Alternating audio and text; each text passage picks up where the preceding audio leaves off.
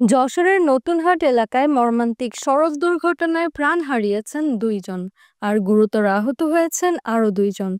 আজ বৃহস্পতিবার ভোর 4টার দিকে যশোর বেনাপোল মহাসড়কের সদর উপজেলার নতুনহাট এলাকায় এই দুর্ঘটনা ঘটে।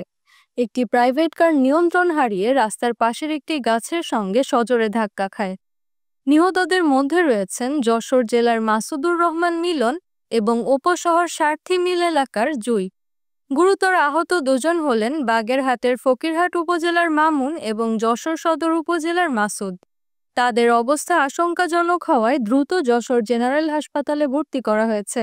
যশোর কোতোয়ালি থানার অফিসার ইনচার্জ আবুল হাসনাত জানিয়েছেন, প্রাইভেট কারটি যশোর শহর থেকে বেনাপোলের দিকে যাচ্ছিল। দুর্ঘটনার কারণ খতিয়ে দেখা হচ্ছে। নিহতদের মরদেহ ময়নাতদন্তের জন্য যশোর জেনারেল হাসপাতালের মর্গে পাঠানো হয়েছে।